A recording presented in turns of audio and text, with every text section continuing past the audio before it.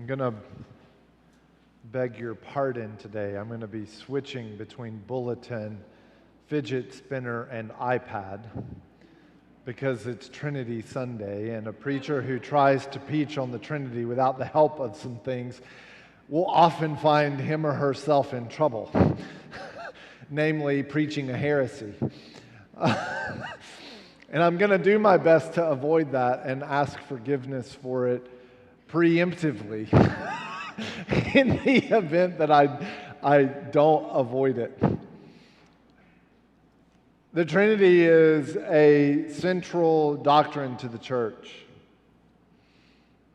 And yet, we often find ourselves confounded by it. We have three, and we have, one. Now, how am I supposed to make any sense of that? It just feels awfully abstract in our lives.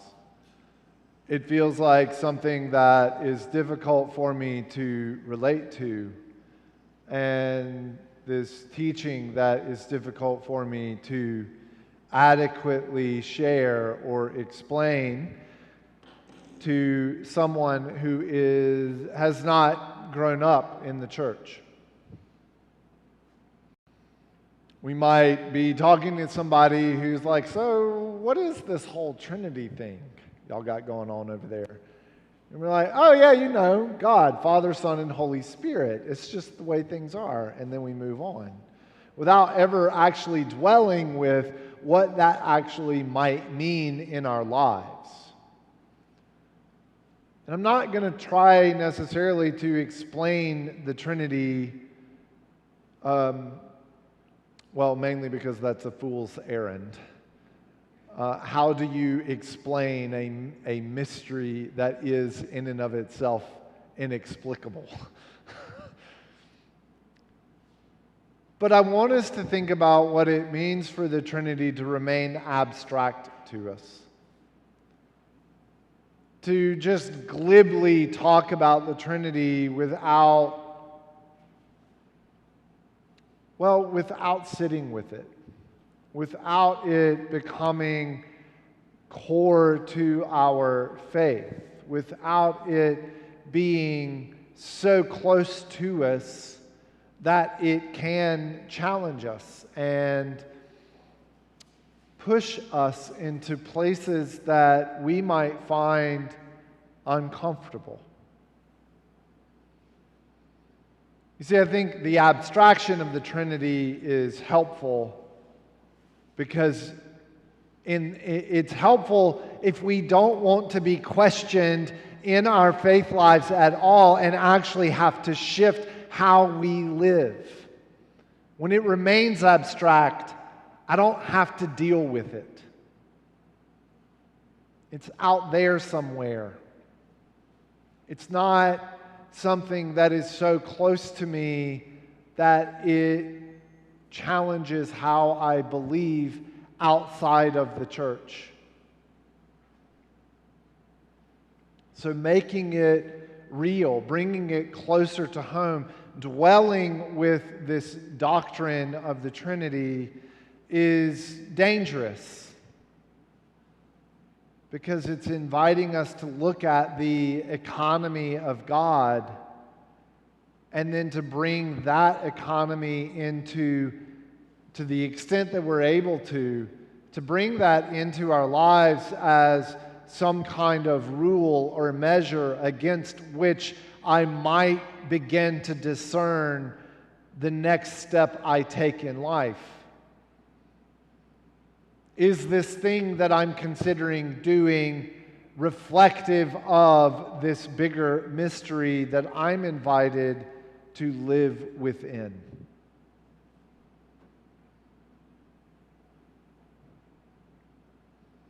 It seems to me that the only way that we can get to that point, or maybe not the only way, now we're veering into heresy again, but the chief way, the primary way that most of us come into faith is by way of the incarnation.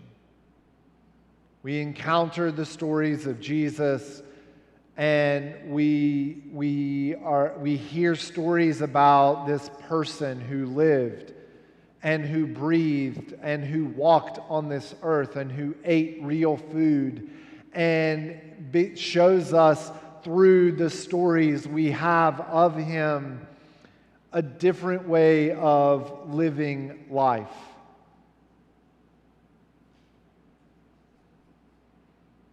But I think it's also important that we understand that the incarnation is not simply, it's not the chief way that God gets our attention.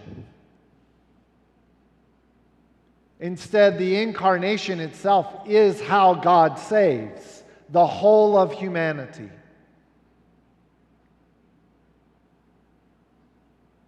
Early theologians and mothers and fathers of the church taught us, saying that that which Christ does not assume is not saved. That which Christ does not assume is not saved. Which is their way of saying that Christ takes on the whole of what it means to be human.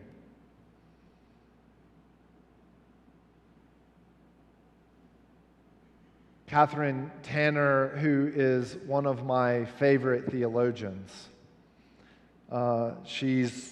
she teaches at Yale Divinity School, and if I were smart enough to go for a PhD in systematic theology, she would be the one I would hope to study under, because she's just brilliant. And she writes this same teaching in a little fuller way that I found particularly helpful. And she says, Jesus is divine because in him God becomes human. That is, God assumes the human.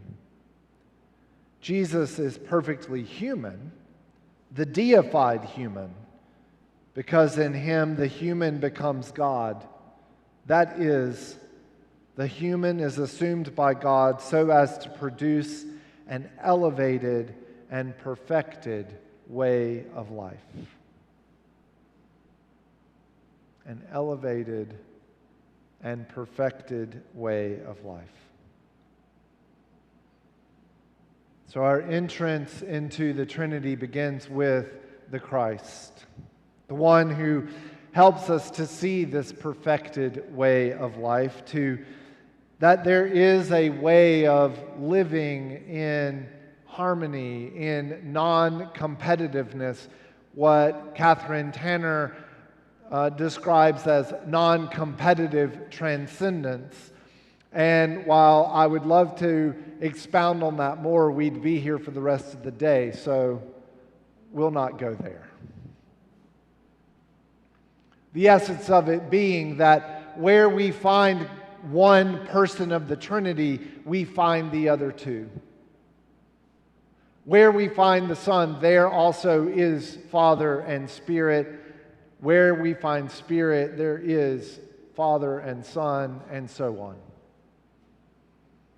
Within the life of the Trinity, the gifts found within God, within God's self, are shared with all three equally in a non-competitive way, and they abide in this economy, this oikonomia of love, of grace.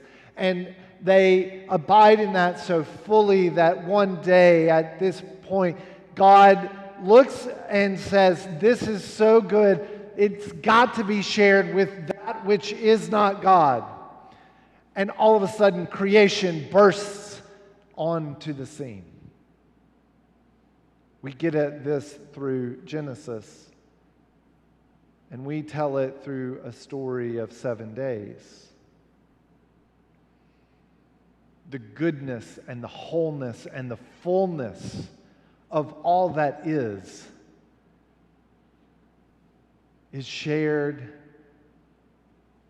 with those who are the most impoverished.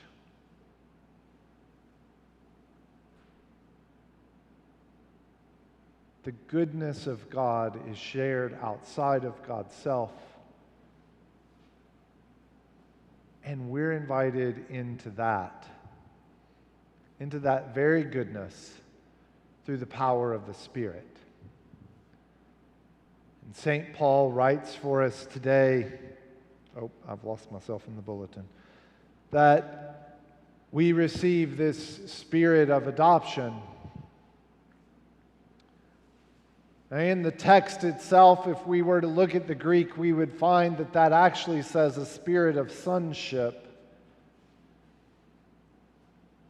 And St. Paul means by that all of us who are baptized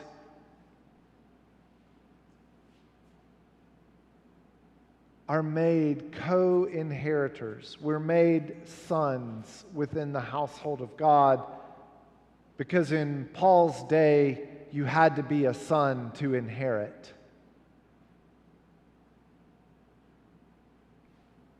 And so we stand with Christ and we cry out, Abba, Father, as though God the Father is of familial relation, one whom we know so well and have loved so fully that only a familial term makes sense.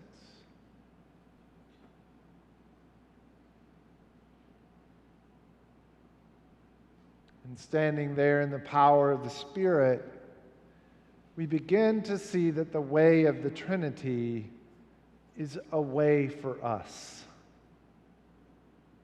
A way for us to model this way of love that we keep talking about.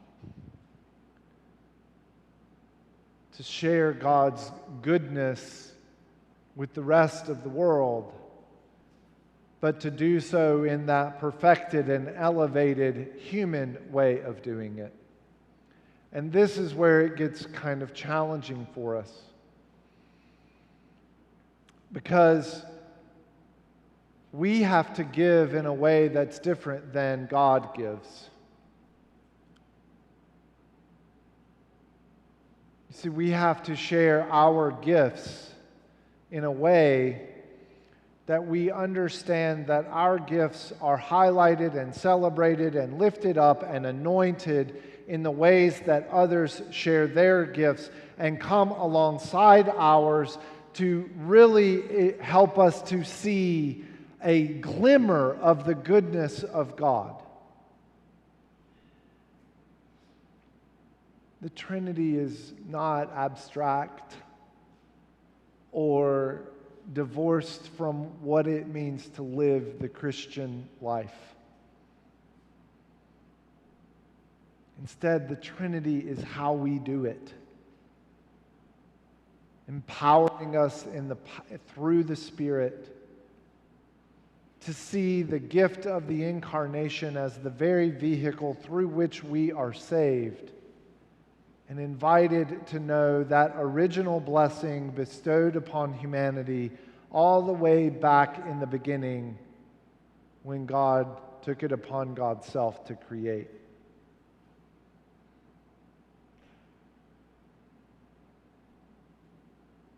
The Trinity